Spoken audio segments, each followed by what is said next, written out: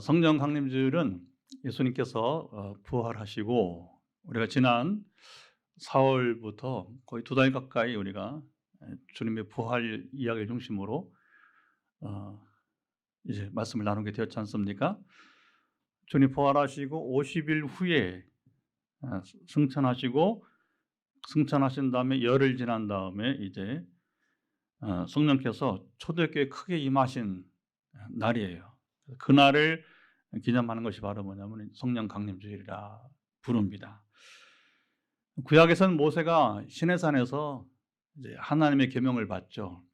십계명을 받게 되는데 모세가 하나님의 계명을 받은 그 날로부터 50이 지난 때를 오순절이라 불렀어요. 그런데 이제 이 시내산에서 율법 받은 때로부터 그게 되게 이제 6월절 전후거든요. 나중에 이제 그래서 이제 되게 이제 50일이 지나면 언제냐면 지금과 비슷한 시기예요. 그래서 이스라엘에서는 이제 보리를 추수하는 시기가 맞물리거든요. 그래서 이 오순절이 맥추감사절, 맥추절과 더불어 이렇게 맞물리는 시점에 이르게 됩니다. 그래서 구약의 절기를 보면 이 오순절이 맥추절과 더불어서 이렇게 맞물리게 되게 되는 것이죠. 오늘과 비슷한 때입니다. 자, 성령의 임재를 강조하는 미국의 개신교단에서는 교단 이름을 뭐라고 하냐면 이제 펜타코스탈 처치, 바로 오순절 교회라 이렇게 이름을 하고 있습니다. 우리나라는 뭐라 부르죠?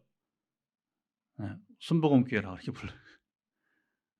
그 순복음, 예전 순복음교 조용기 목사님이 거의 이제 초창기 그 미국의 순복음 교회 오순절 교회를 한국에서는 이제 그걸 이제 순복음 교회라 그렇게 명명을 하게 된 것이죠. 성령님은 오순절에 처음 이 땅에 임하신 것은 아닙니다. 성령님은 삼위일체 하나님이세요. 여러분, 성령님은 하나님이십니다. 성령님은 하나님이시기에 존재하지 않은 적이 없어요. 그러면 하나님이 아니잖아요. 그러니까 영원 전부터 그리고 지금까지 또 앞으로 영원히 여러분 계실 분이십니다. 그래서 우리가 성령님을 잘 이해를 해야 돼요. 잘못된 우리 신학교육 속에서 한동안 어떻게 봤냐면 제1, 2 하나님, 누구? 성부 하나님. 제2 하나님, 성자 하나님, 제3위가 성령 하나님. 이게 잘못된 해석이에요. 여러분, 어떻게 하나님이 등급이 생겨요? 한 분이신데. 그러니까 성부가 곧 성자시고 성자가 곧 성령이시고, 이건 어떻게 여러분 설명이 안 되는 거예요. 그냥 믿어지면 여러분 믿으면 그것이 해결됩니다. 천폐지로 삼일체론을 말하지만 구약에 여러분 옛날에 고대 세기에 천폐지 분량으로 삼일체 가르쳤어요. 헬라 철학, 그리스 철학을 가지고서. 그러나 여러분 그 철학으로 천폐지를 설명해도 그게 여러분 믿어지지 않으면 아무 소용 없는 거예요. 성령 하나님은 성부 하나님과 성자 하나님보다 못하거나 뒤서지 않으세요. 자, 오늘 본문은 오순절 성령 강림의 의미가 무엇인지 예수님이 친히 말씀해 주시게 되는데 7절을 먼저 읽어보도록 합시다. 시작. 그러나 내가 너에게 실상을 말하노니 내가 떠나는 것이 너에게 유익이라. 내가 떠나가지 아니하면 보혜사가 너에게 오시지 아니할 것이요 가면 내가 그를 너에게로 보내리니. 자, 오늘 본문은 예수님께서 세상을 떠나실 것을 제자들에게 말씀하심으로 이제 예고하시면서 시작하게 됩니다. 주님은 왜 여기서 이 말씀을 하셨을까요? 우리가 어떤 성경이든지 간에 여러분 볼 때 조심할 것은 뭐냐면 지금 이 본문의 이해는 어떤 상황에서 하나님이 말씀하시는지를 오늘은 예수님이 친히 말씀하신 부분이니까 어떤 상황에서 예수님이 제자들에게 말씀하셨는지를 파악을 해야 되는 거예요. 습관적으로 우리는 항상 그냥 문자로 읽으면 안 되고 성경 본문을 읽으면서 오늘 본문은 어떤 상황에서 하나님은 우리에게 말씀하시는가, 그 시대에 또 말씀하셨는가를 우리가 파악을 해야 올바른 해석과 적용이 되는지 믿습니다. 그걸 전제하지 않고 여러분 성경 보면 이상하게 되어버리는 거예요. 이단이 거기서 나온다고 했죠. 그렇죠?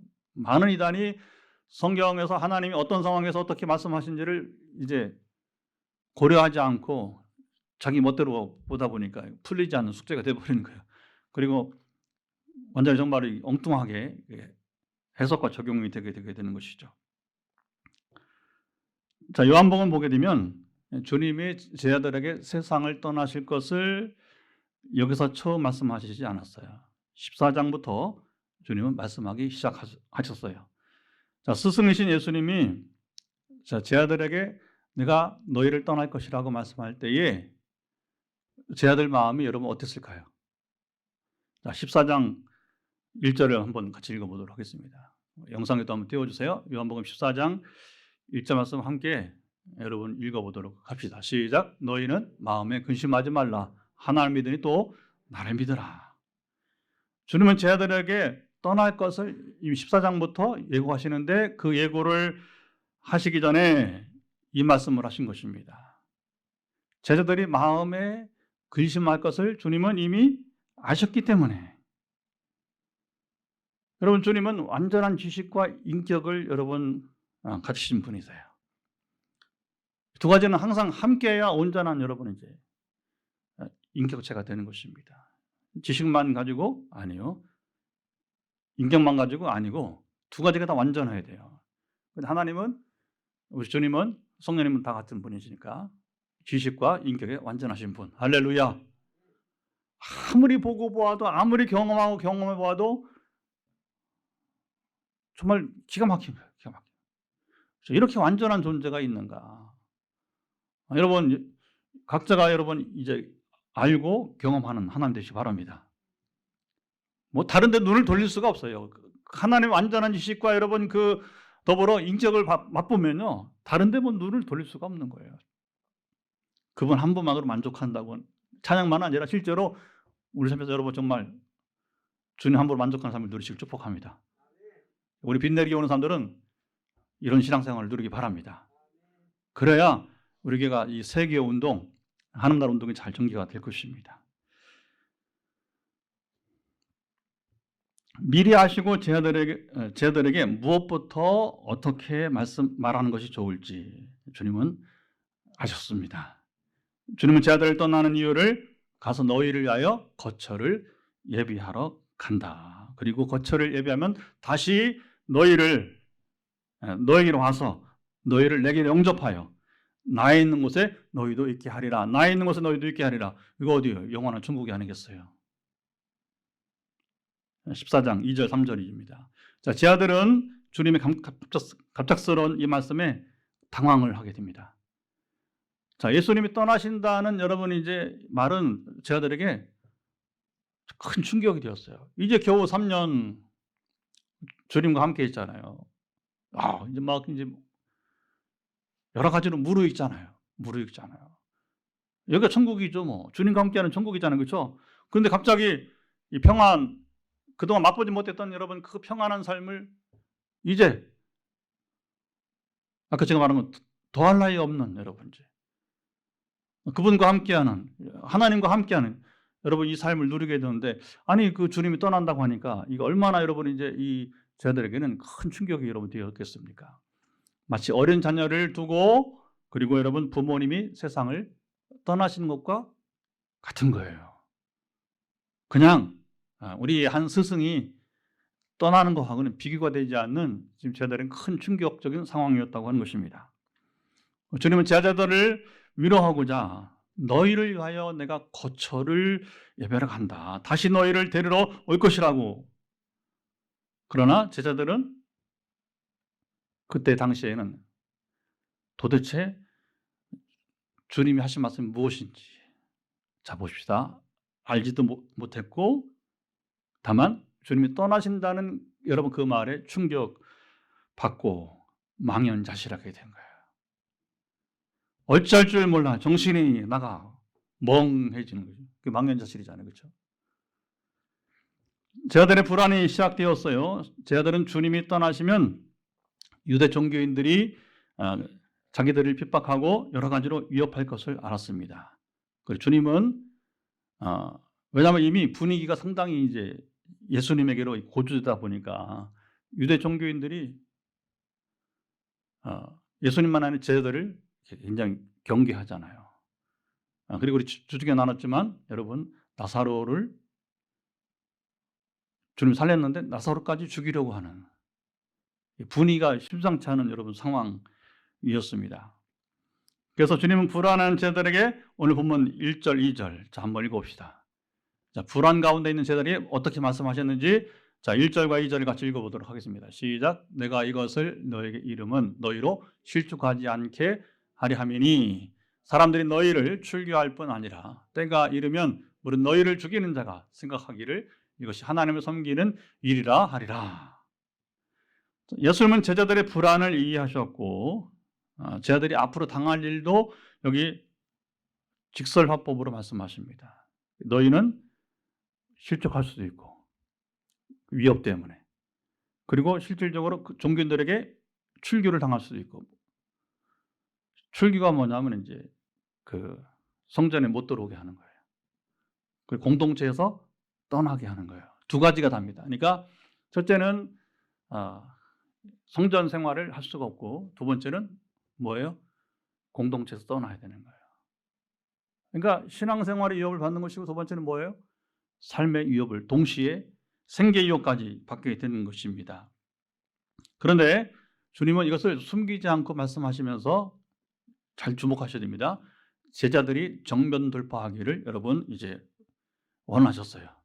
제자들이 이 엄청난 여러분 앞으로의 실족하고 그리고 그들이 더불어 이제 말씀한 대로 출교를 당하고 그리고 심지어 순교할지라도 두려워하지 않고 정면 돌파할 수 있도록 주님은 여러분 이제 도우신 것입니다. 주님은 거짓말을 하지 않으십니다. 문제를 피해서 가는 쉬운 인생길을 말씀하신 적이 없어요. 주님은 진리만 말씀하십니다. 자, 제자들이 지금 당장 이해하지 못해도 여러분 이제 훗날 깨닫게 될 것을 이게 중요해요. 훗날에 깨닫게 될 것을 기대하고 돌직구로 말씀하세요. 주님은 오늘날 한국교회처럼 기복주의를 말씀하신 적이 없습니다, 여러분. 잘 들으셔야 돼요. 한국교회가 정신을 차려야 됩니다. 결국 주님은 그렇게 너 인생길은 쉬울 것이다. 너 인생은 행복할 것이다. 그렇게만 말씀하지 않았어요. 너희는 이제 고난당할 것이다. 보세요. 오늘날 설교와 주님의 설교는 완전히 달랐습니다. 그러니까 한국교회가 뭐냐면 위기가 오면 돌파를 못하는 거예요. 고난이 오면 실족하는 거예요. 전혀 대처하지 못하는 거죠. 이건 우리 목사님들의 책임입니다. 저를 비롯한 그동안에 우리 한국교회 종교 지도자들의 책임이에요. 왜? 주님처럼 가르치지 않았잖아. 주님은 정면 돌파도 가르쳤어요. 그래야 교회가 강하게 되는 것입니다. 여러분 온전한 길을 갈 수 있는 것입니다. 그게 여러분 진정한 행복인 줄 믿습니다. 그런데 거짓 행복을 가르쳤단 말입니다. 유사 행복을 가르쳤어요. 자, 13장 1절 한번 보시면 자, 시작. 유월절 전에 예수께서 자기가 세상을 떠나 아버지께로 돌아가실 때가 이른 줄 아시고 세상에 있는 자기 사람들을 사랑하시되 끝까지 사랑하시니라. 주님이 이 돌직구를 말씀하시는데 그게 왜 그러냐? 주님은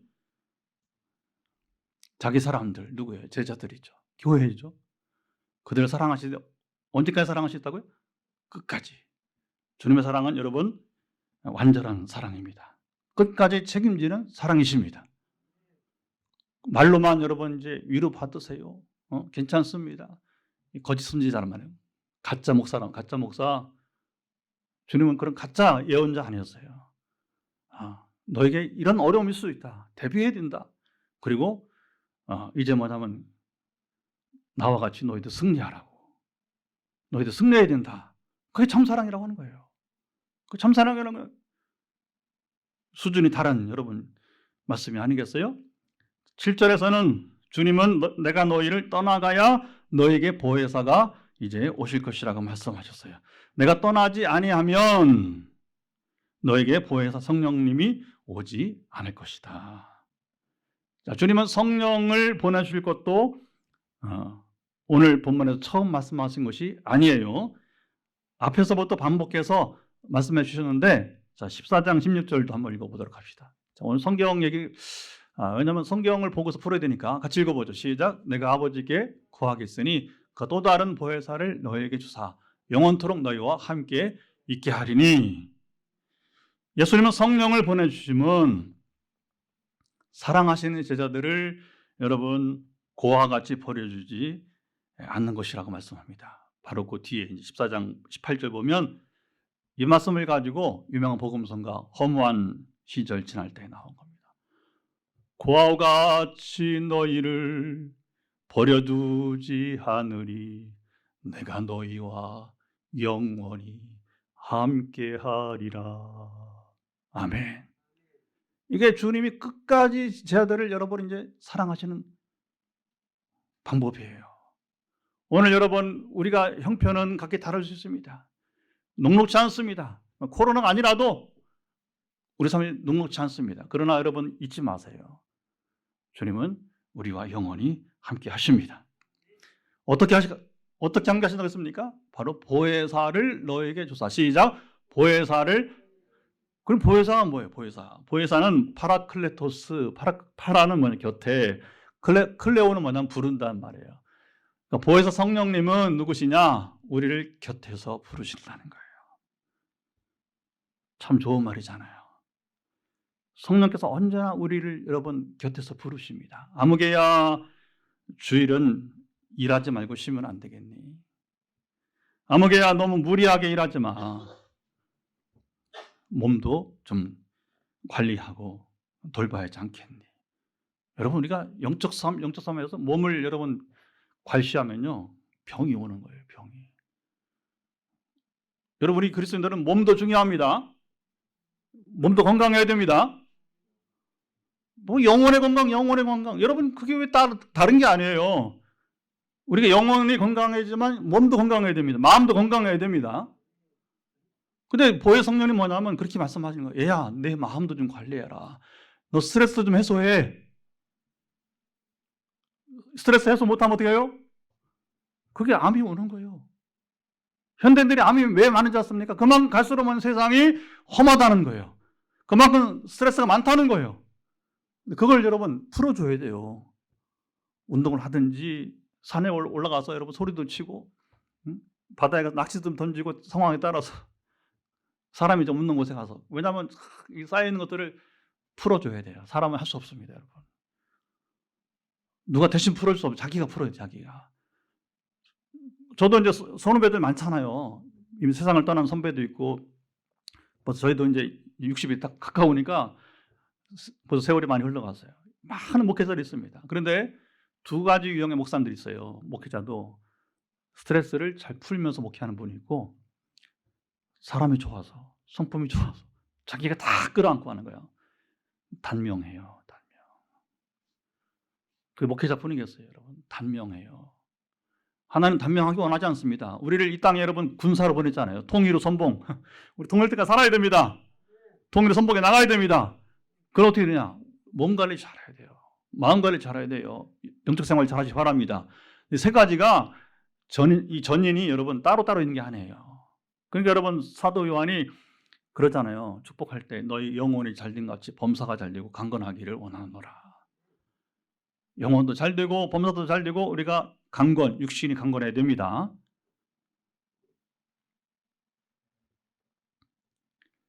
아무개야 너 외롭고 피곤하지.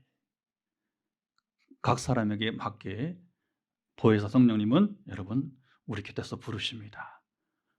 오해하지 마세요. 성령님은 부르기만 하지 않으시고 우리를 돕고 보호하시고 능력을 주십니다. 성령 강림주일인데 정말 여러분들이 이런 보혜사 성령님을 경험하시기 바랍니다. 곁에서 부르시기만 하지 않고 불러서 우리를 여러분 이제 정말로 도우시고 보호하시고 능력을 주신 분을 경험하기 바랍니다.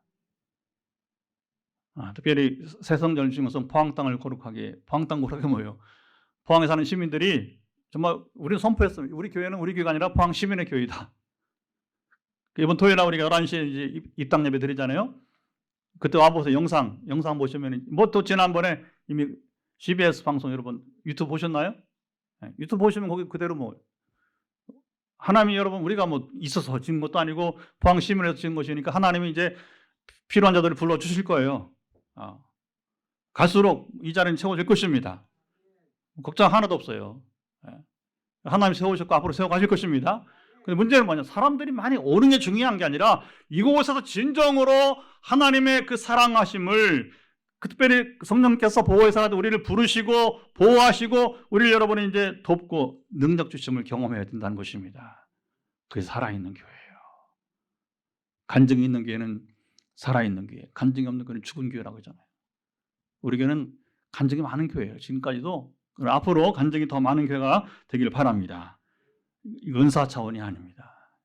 은사 차원이 아니고 은사의 결과를 부르고 마는 거고, 이곳에 와서 하나님께 부르짖는 자들 가운데 여러분 은혜의 시간들이, 은혜의 경험들이 점점 늘어가기를 바라는 것입니다. 주님은 성령을 보내주겠다는 말씀을 15장 26절에서도 반복합니다. 한번 읽어보도록 하죠. 15장 26절 시작. 내가 아버지께로부터 너에게 보낼 보혜사 곧 아버지께로부터 나오시는 진리의 성령이 오실 때에 그가 나를 증언하실 것이요. 자, 성령이 오시면 제자들이 주님을 어떻게 하신다? 그때 증언하게 될 것이니 염려하지 말라고. 저는 성령이 임하시고 이런 경험을 실제로 했어요. 뭐 여러 그 셀 수 없는 간증들이 많은데, 여러분 이제 어떤 상황이 돼서 내가 무슨 말을 하지 걱정할 거 없어요. 성령이 함께 하시기 때문에 여러분 무슨 말을 할지 여러분 지혜를 주시고 싶습니다. 심지어 내 말을 주장하시기도 하시더라고요. 내 말을 주장하시기도 하더라고요. 내가 경험이 없는 그런 여러분 상황이 있을 때에 내가 무슨 말로 말하겠어. 근데 성령이 내 안에 계셔서 친히 말씀하심을 저는 경험을 하게 되었어요. 그때는 인도네시아 가서 다음 주에 오시는 우리 이규대 선교사님 신학교, 수마트라 팔렘방 신학교에서 귀신이 막 이제 드러나니까 경험을 해봤어요. 이제 뭐 방언도 받고 뭐 치유도 경험했는데 그건 처음 했단 말이에요. 그런데 성령이 제 입술을 주장하시는 경험을 하게 되었습니다. 어떤 때는 신방 가도 내가 암 환자 그 무슨 말을 내가 위로하지? 그런데 걱정할 게 없더라고요. 가보니까 제가 말할 게 없어. 본인이 간증을 하니까 여러 해 전에 깜짝 놀랐어요. 나 무슨 말하지 가서 말기암 환자 가서 여러분 할 말 뭐가 있어요? 근데 본인이 얘기하니까 저는 본인의 그 이야기를 들으면서 오히려 어떻게 이제 대비해야 되는지를 말할 뿐이었답니다. 할렐루야. 성령이 함께하면요 우리가 주님에 대해서, 예수에 대해서 말하는 건 문제 없어요. 예수님은 요한복음 14장부터 15장, 16장에 연속해서 자신이 떠날 것이고 그리고 제자들에게 성령을 보내주실 것을 여러분 약속하였습니다. 자, 제자들이 알지 못하고 깨닫지 못하니까 반복해서 여러분 말씀해 주셨어요. 순환 예고도 예수님이 십자가 질 것이다. 그리고 사흘 만에 부활할 것이다. 그 오늘처럼 다시 너희를 데리러 올 것이다. 이것도 역시 3번 반복을 여러분 하시게 되었습니다. 왜? 한 번으로 되지 않는 것이 양육이기 때문에 그런 거예요. 여러분 제자 훈련 한 번 받았다고 여러분 제자가 되던가요? 지금 우리 교회가 지금 하고 있는 제자 훈련 저는요 4년 동안 3년을 내리 그리고 조금 인터벌을 두고 한 번 더 4년 동안 저는 집중 훈련을 받았어요. 지금도 여러분 함께하는 이런 제자반 통해서 제 자신이 다시 한번 점검을 하게 됩니다. 목회자 포함해서 모든 성도들이 여러분 제자 훈련은 평생 받아야 되는 거예요. 우리 김 지사님 언제 졸업합니까? 졸업시켜주세요. 너무 졸업 좋아하지 마세요. 수료 졸업한다고 그게 무슨 의미가 있어? 여러분 우리는 평생 제자예요. 그리고 깨어서 주님 원하신 바가 뭔지를 깨닫고 나아갈 때 진정한 주님 원하신 성숙한 제자로 여러분 살아갈 줄 믿습니다. 그러니까 여러분 이렇게 보셔야 돼요. 훈련이 있는 것을 기뻐하세요. 내가 오늘 여러분 하나님 주시는 훈련에 참여할 수 있는 것이 복인 것입니다. 여러분 운동도 해야 매일 한 주간 적어도 정한 시간 운동을 해야 몸이 관리가 되잖아요. 우리 영적 생활은 어떻게 합니까 여러분? 동일한 거예요. 모든 것은 여러분 하나님 교제 시간이 중요한 겁니다. 청년기 여러분 결혼하기 전에 여러분 이제 남녀가 교제하잖아요. 시간이 부족하잖아요. 그렇죠? 또 만나고 싶고 또 만나고 싶고. 저도 옛날 기억이 나요. 아내하고 이렇게 처음에 이제 이렇게 막 데이트하고 결혼하기 전에 막차를 놓치지 않게 해서 처갓집은 봉천동 서울대 입구 쪽에 있는 제가 살던 형님 집에 살았었는데 형님 집은 저 상계동 북쪽 끝이잖아요. 북쪽 끝이잖아요.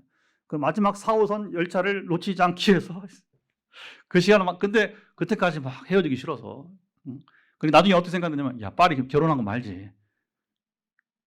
여러분 주님과 교제는 그런 거예요. 시간이 부족한 겁니다. 여러분 시간이 필요한 겁니다. 시간이. 깊은 교제 속으로 교제 시간은 많아진 것이 아니겠습니까?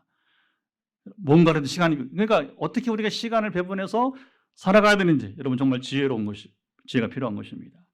자, 주님이 예고하신 대로 오순절에 진리의 성령께서 오신 후에야 제 아들이 비로소 깨닫게 됩니다. 제 아들은 주님과 대화할 당시에는 이래도 모르고 저래도 모르는 거예요.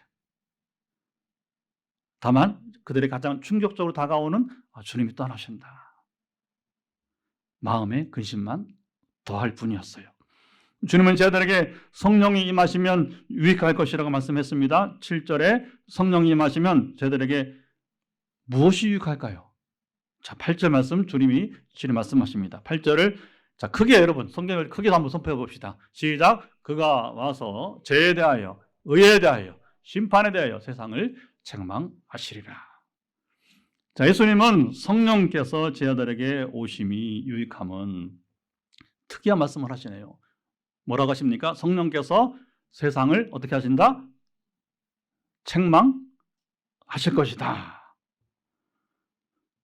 자, 이 말씀은 좀 난해하죠. 자, 예수님은 세상이 책망받을 세 가지를 이제 하나씩 풀어서 말씀해 주셨습니다. 먼저 사람들의 죄에 대하여 책망은 9절 보시면 나를 뭐라고요? 믿지 아니함이요.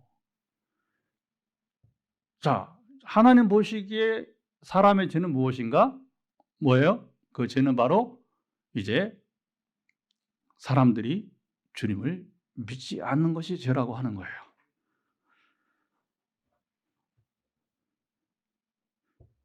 자, 세상 사람들의 생각은 다릅니다. 그걸 죄라고 여기지 않으려고 해요. 자, 하나님의 아들께서 여러분 인류를 구원하시기 위해서 이 땅에 오셨잖아요. 메시아. 그런데 당시 종교인들을 중심으로 해서 이제 유대인들이 주님을 믿지 않았어요. 도리어 그 주님을 죽이려고 했어요. 그래서 바로 뭐냐? 하나님의 아들이 오셨음에도 불구하고 그리고 이사야 61장 말씀대로 눈먼 자에게 눈을 뜨게 하고 육신의 눈, 영적인 눈을 뜨게 하고 포로된 자를 자유케 하시는 그 여러분 역사를 심지어 죽은 자를 여러분 살리는 역사까지 보면서도 유대인들은 좀처럼 여러분 이제 주님을 믿지 않게 되었어요. 바로 무엇입니까?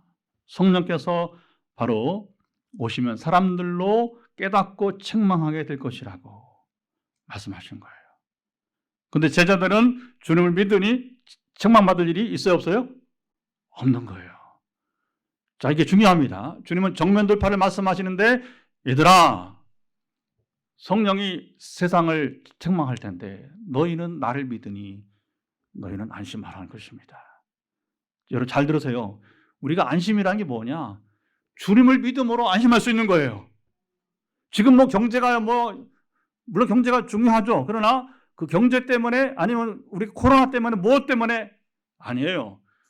먼저 우리가 제 아들처럼 주님을 믿으면 여러분 평안한 것입니다. 그 평안을 누리시기 바랍니다. 주님의 이 설교는요 정말 독특합니다. 그리고 그게 좀 진리일 수밖에 없는 거예요. 그리고 완전한 것임을 우리가 다시 한번 여러분 하나하나 보면서 깨닫게 되는 것이죠. 자, 의에 대한 책망은 그 다음에 10절 보시면 내가 아버지께로 가니 자 보시죠. 너희가 다시 나를 보지 바로 못합니다. 자, 이것은 이제 의에 대한 문제인데 자, 유대 종교인들은 어떻게 의의를 생각했냐? 바로 율법주의죠. 율법을 행함으로써 그들이 의롭게 될 수 있다고 하는 거예요. 문제는 율법을 하나도 빼뜨리지 않고 다 행할 수 있는 사람이 아무도 없었던 거예요. 그래서 주님 오신 거잖아요. 근데 여전히 유대인들은 뭐냐면 주님을 믿지 않고 자기들은 율법을 행함으로 구원을 이룰 수 있다는 율법주의에 머물러 있는 것입니다. 자, 세상 사람들이 말하는 의는 자기의죠. 자기가 여러분 의인이에요. 지난 주 중에 한 집사님 오셨어요. 그래서 왜 오셨냐면 어제죠. 어제 입당 예배 드린 줄 알고 오신 거예요. 착각을 해가지고 오다가 이제 이렇게 제가 이제 이렇게 카톡에다가 우리 여러분들과 교제하는 거, 우리 제자반에 오니까 하여튼 뭐 상황에 따라서 여러분 교제하는 내용들을 이렇게 올려줘요. 그랬더니 이제 오다가 아이고 목사님 제가 오늘 입당 예배인 줄 알고 지금 차를 타고 오고 있다고 하더라고요. 그리고 오니까 오셔서 커피 한잔 하고 가시라고. 그래서 어제 와서 이제 커피 마시고 이제 이렇게 또 카페 조성하는 거 보고 가게 됐는데 그 남편 얘기를 하더라고요. 답답하니까. 그래서 남편과 대화하다가 주로 뭔 얘기 하나요? 신앙 얘기하면 남편들이 내가 왜 죄인이야? 아마 우리 최상국 씨, 이종훈 씨도 그럴 것 같아요. 그렇죠? 내가 왜 죄인이야? 그러면서 이제 뭐라고 하냐면 내가 잘못하고 사는 것이 없는 내가 왜 죄인이야? 다만 술을 좀 많이 먹는 거 빼놓고는 비슷한 점이 있어요. 그래서 제가 주사도 하냐고, 술 먹으면서 주정하냐고 했더니 우리 최상국 씨처럼 주사는 없대요. 그러니까 자기가 술 좀 많이 먹는 거 빼놓고는 잘못한 게 없는데 내가 왜 죄인이냐. 여러분 제 의의 문제는 자 보세요. 한 가지입니다. 하나님이 보실 때 의로워야 되는 것이지 내가 아무리 여러분 뭐 나는 죄가 없어 그렇지 않다는 거예요. 예수님이 사람들이 이해를 못하는 거 어떻게 합니까? 네 마음에도 죄가 없느냐. 살인하지 말라. 산상수훈에서 이제 살인하지 말라. 너 진정 살인하지 않느냐. 네 마음에 누구를 향해서 미워하고 그다음에 욕하는 거 이미 칼을 듣지 않아서 그랬지 언젠가는 너는 누군가 죽일 수 있다는 거예요. 간음하지? 네가 간음하지 않았느냐? 네가 마음으로도 간음하지 않았어? 누가 여러분 자유할 수 있어요? 누가 자유할 수 있어요? 그러니까 여러분 이게 하나님이 보실 때 판단할 때 의로워야 되는 것이지 내 자신이 자칭 의인이 돼서는 결코. 그래서 뭐냐면 성경은 시편 14편 1절 의인 없나니 하나도 없고 선을 행한 자 없나니 하나도 없다. 시편 14편 그다음에 로마서 3장 10절 보면 정확하게 말씀하게 되는 것입니다. 예수님 말씀하는 의인은 무엇입니까?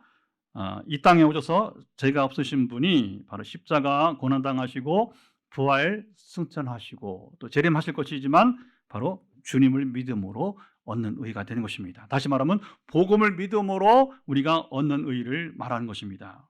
자, 이것을 성령께서 오시면 제자들이 깨닫고 바로 세계인들이 깨닫게 될 것이라고 오늘 주님 말씀하신 것입니다. 이것을 깨닫지 못하는 세상을 바로 성령께서 책망할 것이라고 주님 말씀하십니다. 제자들은 주님을 믿음으로 의롭게 되었으니까 그들은 책망받을 일이 없는 겁니다. 다시 제자들은 두 번째 말씀을 들을 때에 그들은 안심하게 되는 거예요. 여러분 주님을 믿음으로 의에 이르렀습니까? 그리고 죄를 경시 가볍게 여기지 않고 여러분 죄를 이기고 살려고 노력하고 있습니까? 여러분 제사함 받은 사람은 바로 의롭게 된 사람은 뭐냐면 죄를 싫어해요. 죄를 미워합니다. 마치 요셉이 보디발 아내의 유혹을 받을 때에 뿌리치잖아요. 왜?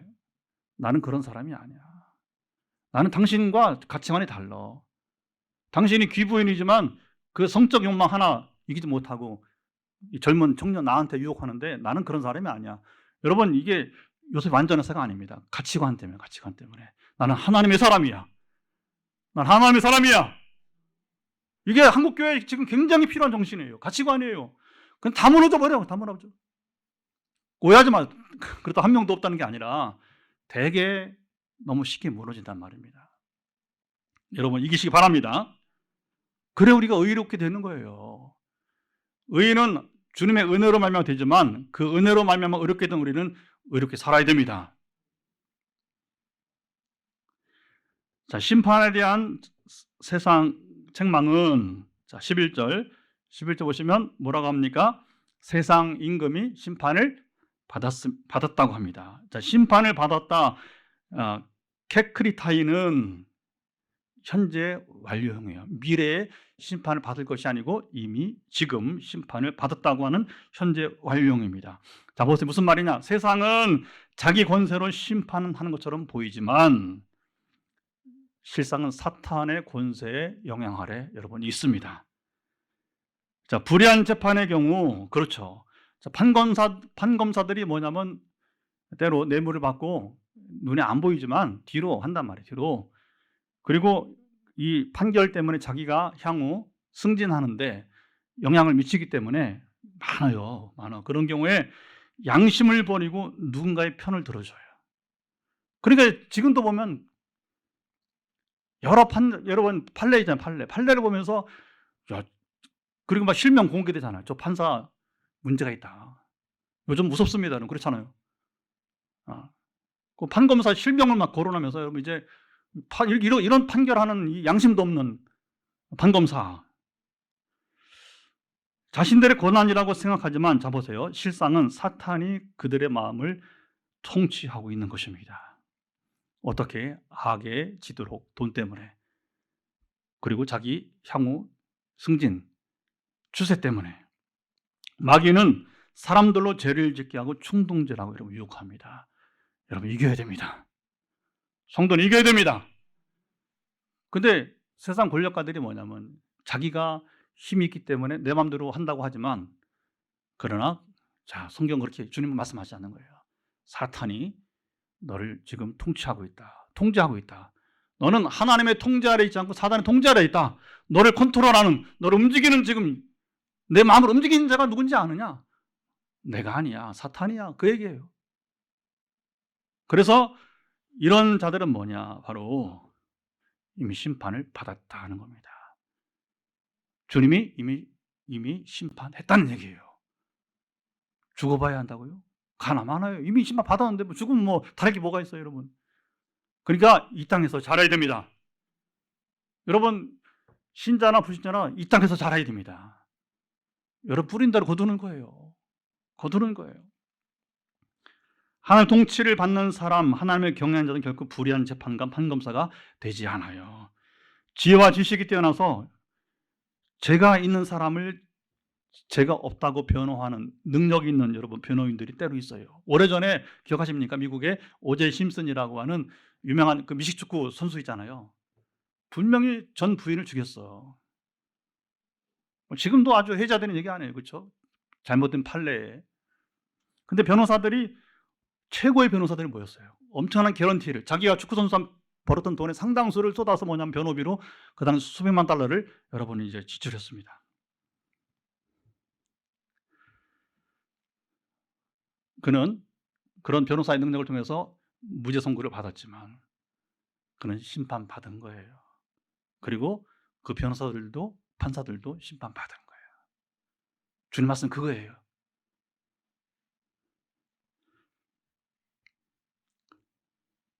여러분 하나님을 경외하는 변호사는 죄인을 죄가 없다고 변호하지 않습니다.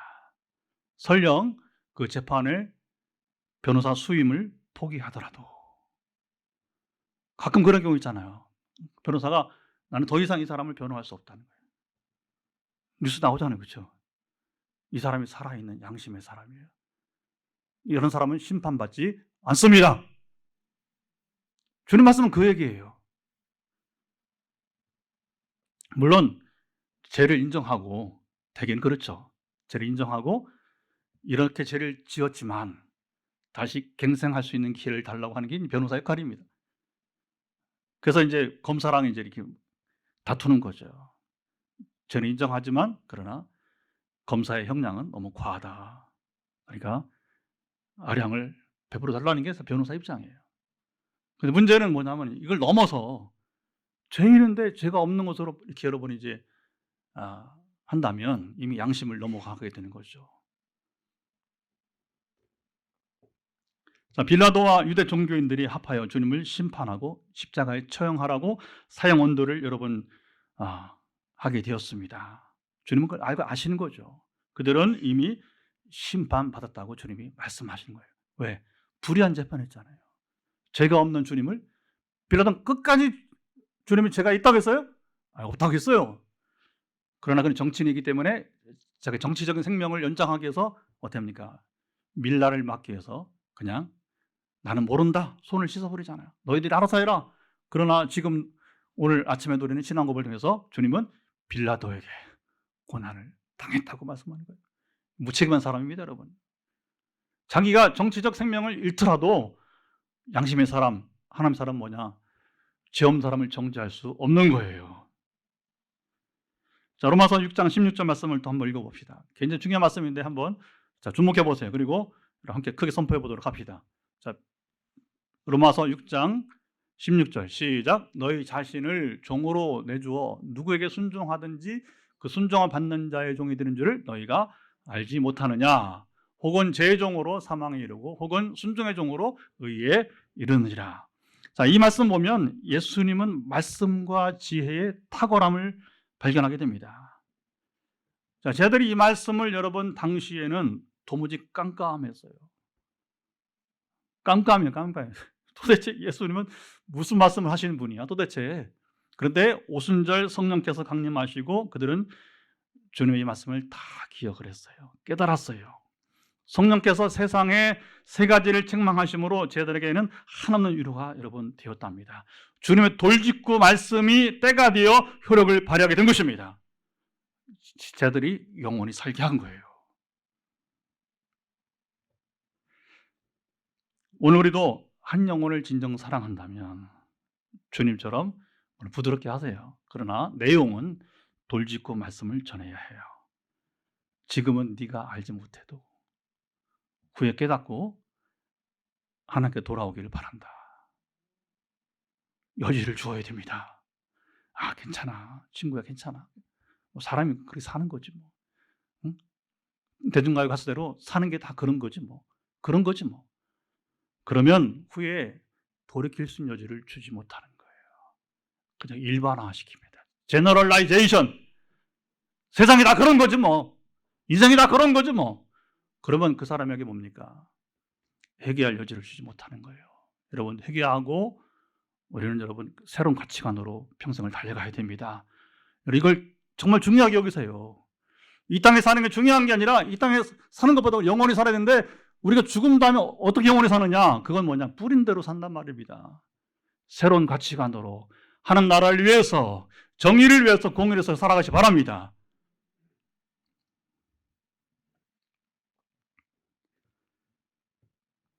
이거 진정 그 사람을 사랑하는 것이에요. 좋은 게 좋은 것이라고 쉽게 말하면 그 사람 다시 살릴 수 없어요. 그리고 주님은 그렇게 말하는 친구를 여러분 책망하실 것입니다. 오늘 말씀이 그거예요.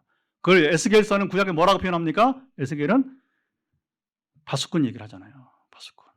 전쟁이 지금 저기 쳐들어옵니다. 대비하라고 나팔을 불어야 하잖아요. 그렇죠? 그러면 나팔을 불면 성 안에 있는 사람들이 전쟁을 대비하든 말든 건 자기 책임이야. 그러나 이 파수꾼이 전쟁 지금 군대가 몰려오는데 나팔을 불지 않아. 그 책임 누구한테 있다고요? 파수꾼에게 있는 겁니다. 우리는 파수꾼이에요. 우리는 여러분 말씀을 전해야 됩니다. 선포해야 됩니다. 너 그러면 죽어.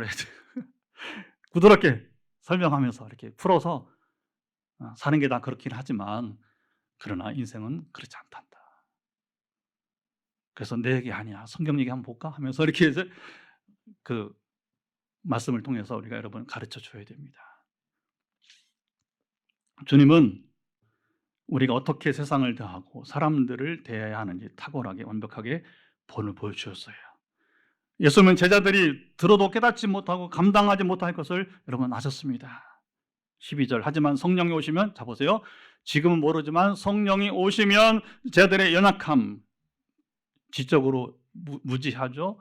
영적으로 또 눈은 감겼죠. 여러분 이제 다 해결될 것을 여러분 알려주시게 되었습니다. 자 13절 말씀을 읽어봅시다. 13절 크게 있습니다. 시작. 그러나 진리의 성령이 오시면 그가 너희를 모든 진리 가운데로 인도하시리니 그가 스스로 말하지 않고 오직 들은 것을 말하며 장래 일을 너에게 알리시리라. 자, 13절, 14절, 15절 끝에 보면 반복적으로 말씀하신 것이 뭐냐면 성령께서 제자들에게 알리시리라. 어떻게 한다고요? 알리시리라. 시작. 알리시리라. 알게 할 것이라고 합니다. 성령은 진리의 영이시기 때문입니다.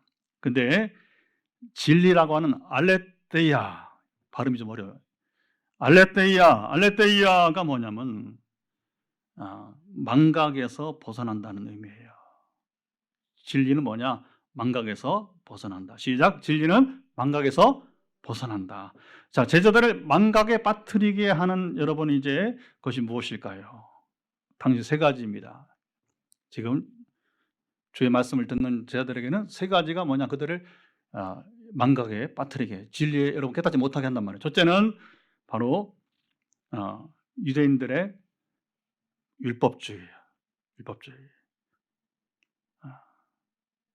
율법은 보면서 주님을 보지 못하게 하잖아요. 그래서 실상은 하나님과 복음, 진리를 알지 못하게 하는 역할이 바로 뭐냐? 율법주의예요. 여러분, 율법 필요 없는 게 아닙니다. 예수를 알고 율법을 보아야 되는 거예요. 그 예수 없는 율법주의는 뭐예요? 결국은 그들로 망각에 빠뜨리게, 진리를 깨닫지 못하게 한다는 것이고, 두 번째는 뭐냐? 로마 제국의 강력한 힘, 파워입니다. 뭐냐? 그들은 권세로서 신앙인들을 위협하게 될 거예요. 예수님 뭡니까? 로마 제국의 힘을 두려워하지 말라는 거예요. 권세를 두려워하지 말라는 겁니다. 그래야 진리를 깨닫게 된다는 것이고, 세 번째는 뭐냐? 헬라의 신화입니다.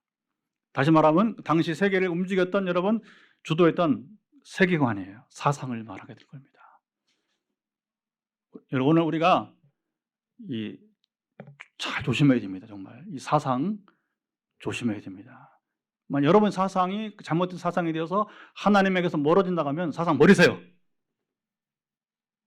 이제 한국교회 위기는 정치를 두고서 여러분 뭐냐면 이제 사상으로 연결돼요. 그래서 진리를 떠난 경우가 많아요. 지금 보면 조심해야 됩니다. 정치는 바뀔 수 있어요. 여당이 야당도 여당이 여당 될 수 있는 거예요. 그것 때문에 왜 여러분 생명을 잃어버립니까? 그것 때문에 왜 여러분 진리에서 떠납니까? 정말 지금 한국교회 위기 가운데 하나는 바로 뭐냐면 이제 그런 부분이 있다는 거예요. 자, 오늘 한국인들의 진리를 알지 못하게 망각에 빠뜨리게 하는 것은 어떤 것들이 있을까요? 무엇보다 하나님 나라 가치관보다 세상 가치관에 치우치게 하는 것입니다. 물질 만능주의라고 하는 것이죠.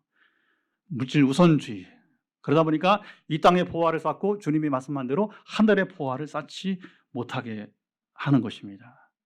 그러니까 여러분들 할 수 있는 대로 이 망각에서 벗어나려면, 진리를 얻으려면, 진리감 살려면 여러분이 이제 하늘나라의 보화를 많이 쌓기 바랍니다.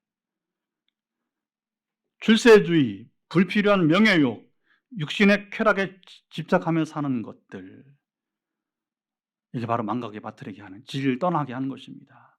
심판을 준비하지 못하고 스스로 멸망하게 하는 것입니다. 한국교회의 최대 위기는 육체의 정욕이에요. 이성 간 간음, 동성애. 동성애도 문제지만 현실적인 문제는 이성 간의 간음이 더 큰 문제가 되고 있습니다. 이거 벗어나야 여러분 진리 안에 살 수 있을 거예요. 왜냐하면 죄 안고 하나님과 교제는 불가능한 것입니다. 한국 사회와 우리 여러분 이 한국교회가 정말 부끄러운 통계가 있잖아요. 부끄러운 통계가. 여러분 이성 간의 범죄가 제일 많은 나라가 대한민국이에요. 넘버원. 한국교회가 부흥했는데 부끄러운 거예요. 부끄러운 거. 여러분 죄는 부끄러운 것입니다. 그래서 우리는 이것을 먼저 극복해야 비로소 여러분이 이제 진리 가운데 거하게 된다는 것이고, 자, 요한복음 14장 17절을 또 선포해 보도록 합시다. 자, 요한복음 14장 17절 시작. 그는 진리의 영이라. 세상은 영이 그를 받지 못하나니 이는 그를 보지도 못하고 알지도 못함이라. 그러나 너희는 그를 아나니 그는 너희와 함께 거하시며 또 너희 속에 계시겠습니다. 자, 성령님만이 여러분 진리의 영입니다. 기타 영들은 거짓 영이에요. 속이는 영이에요. 예수님은 요한복음 8장 44절 보게 되면 사탄 마귀를 거짓의 아비라고 말합니다. 거짓 영이라고 말합니다. 여러분 성경 보면 정말 이해할 수 없는 부분이 있습니다. 뭐냐면 선지자들인데 속이는 영에 속는 경우예요. 열왕기 상하 보세요. 속이는 영에 속임을 당하는 거예요. 근데 그 중에 한 사람만이 뭐냐면 이제 온전한 영을 받고 있는 모습을 봐요. 충격적인 모습이 나옵니다. 그러니까 뭐냐면 그 거짓 예언자들이 뭐냐면 너에게만 말씀하냐, 내게도 말씀한다고 항변을 해버리는 거예요. 근데 그 한 사람이 뭐냐, 날이 이르면 네가 깨닫게 될 것이다. 네가 죽는다는 얘기예요. 그런 부분은 섬찟합니다. 섬찟합니다. 그러니까 우리가 정말 잘 분별해야 돼요. 영적 분별을 잘 하시기 바랍니다. 예수님은 성령님께서 제 아들을 가르치고 주님이 말한 모든 것을 생각나게 하리라. 14장 26절, 제 아들이 성령님을 통해서 진리의 말씀이 생각나고 깨닫게 될 때 비로소 뭐냐, 마음이 평안할 것이라고. 그게 뭐냐면 세상에 줄 수 없는 평안이라고 요한복음 14장 27절에 말씀하고 있는 것입니다. 그래서 제 아들이 걱정하는 세상의 유혹과 그리고 여러분 협박이 있더라도 그들이 담대하고 그리고 평안하게 될 것이라 16장 33절에 말씀하고 있습니다. 주님이 세상을 이기신 것처럼 제 아들도 성령님을 해서 담대하고 여러분 이기게 될 것이라고. 그래서 우리가 찬양하는 겁니다. 승리는 내 것일세. 시작. 승리는 내 것일세. 구세주의 보혈로서 승리는 내 것일세 하면서 이제 마지막 구세주의 보혈을 항상 이기리. 여러분, 주님이 승리하셨기 때문에 우리가 승리하는 것입니다. 우리가 뭐 특별한 의인이라고, 우리가 뭐 잘났다고? 아니에요. 오직 하나님의 은혜입니다. 하나님의 은혜입니다. 자기 의로, 의가 있어야 뭐 의를 내세우지. 그래, 하나님이 함께 하시고서 보혜사 성령께서 저와 여러분을 도우시면 그 도우심으로 우리가 주님처럼 세상을 이기게 되는 거예요. 승리의 군은 수양으로 되면 예수님 뭐하러 이 땅 오셨겠어? 수양으로 되면 왜 오셨겠어? 훈련으로 되면 왜 오셨겠어? 안 된단 말입니다. 그런데 뭐냐? 주님이 우리와 함께 하심으로 우리를 여러분 이기게 하신다는 거예요. 성령님이 임하시면 알고 깨닫는 것만이 아니라 능력이 임합니다. 주님은요, 성령을 보내주심으로써 복음을 전하는 현장에서 크게 역사하실 것을 약속하시게 되었습니다. 근데 복음서 마태, 마가, 여러분 누가 다 하나하나 끝부분에 보면 이 말씀을 하시는 거예요. 누가는 위로부터 능력을 받으라. 시작. 위로부터 능력을 받으라. 24장 49절. 그리고 사도행전 기록으로 누가는 같은 저자니까 이어지게 됩니다. 그러면서 누가는 성령이 임하시면 권능을 받고 증인이 되리라. 시작. 성령이 임하시면 권능을 받고 증인이 되리라. 사도행전 1장 8절이잖아요. 그 2장부터는 뭐냐? 성령 임했을 때에 어떤 일이 일어나는지 그 능력으로 교회가 세워지는 모습을 증거하고 있는 거예요. 마태는 주님이 성령을 통해 주시는 능력을, 우리 지난주에 나눴죠? 하늘과 땅의 모든 권세라. 성령님의 능력은 하늘과 땅의 모든 권세를 가지고 계신 능력이 된 것입니다. 28장 18절, 마가는 믿는 자들에게는 이런 표적이 따르리니 곧 그들이 내 이름으로 귀신을 쫓아내며 새 방언을 말하며 병든 사람에게 손을 얹은 즉 나으리라. 마가복음 16장 17절 18절. 주님의 약속하신 말씀대로 제들의 능력이 임했어요. 오순절 성령이 임하여서. 그리고 유대 사마리아 땅까지 이뤄서 여러분 복음을 전하고 교회를 세우게 된 것입니다. 쟤들은 평안에 산 사람이 한 명도 없어요. 주님 말씀한 대로 그들은 핍박을 당하고 출교를 당하고 그리고 대부분이 순교했어요. 다 순교했어요. 거의 순교했어요. 그들의 여러분 핏값을 따라서 뭐냐면 세계의 교회가 세워질 줄 믿습니다. 오늘은 뭐 너무 편한 시대 우리가 이런 자유를 누릴 때가 어디 있어요, 그렇죠? 이단이 공존해도 아이고 이단들 얼마나 활개를 칩니까? 그러나 종교의 자유라는 이름으로 지금은 여러분 중세 때는 어림없어요. 중세교회 때는 여러분 1000년 동안에 그때 나게 마녀사냥이란 마녀사냥. 중세 때 조금만 그 가톨릭 교회 여러분이 이제 이게 뭐 나면 어떻게 해요? 화형에 처하는 거예요. 지금 그게 어디 있어요, 여러분? 제가 이단하고 싸우다가요 경찰을 불렀어요. 그랬더니 마침 그 경찰 담당자가 정보계에서 왔는데 뭐라고 하냐면 목사님 교회에서 2단 3단 하죠. 법적으로 2단 3단 없다는 겁니다. 똑같은 종교인이라고. 그 목사님이 이제 불법을 행하는 것입니다.